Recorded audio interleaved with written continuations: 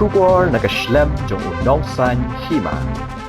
Ka Meghalaya Human Rights Commission kalakarpat yo Superintendent of Police jong East Khas Hills uvivex aim ban ai ka Kaiphod Halor ka Jingshah jong ka kmi jong get win jirwa khat khandai Snem ka karta bagi Pulit ka sora kila thombori okhon jong ka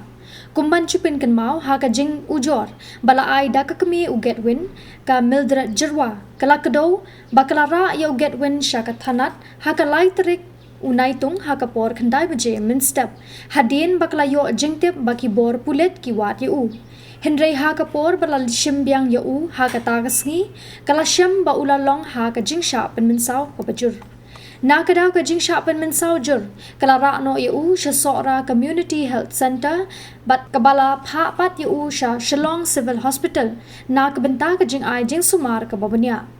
u get win ulashang ha ka jaka sumar na do ka laitrik unai tung ha Shillong civil hospital bala palat no yu ha ka sngining kong u chairman ka Mhrc u justice retired T vai pay ha ka si ba ar ula pentip ha kilat pathai khubor bakila yo ya ka ijahar ha ka sngining kong bat bakila shimkhya ya ka ni ka Jingshah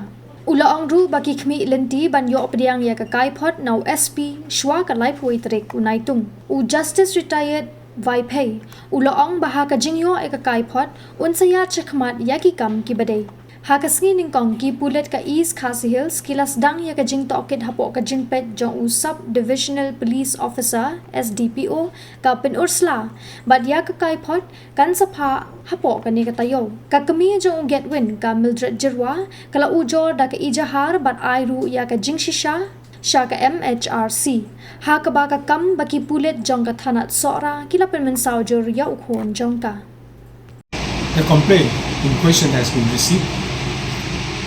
yesterday, and today we have taken cognizance of it. We have asked the SP, East Khas Hills District, to submit a report on or before 31st July 2025. Based on the report, we will take appropriate action. We have a hearing? No. We are taking cognizance, but the other parties have not come. That will come later after receiving the report of the SP.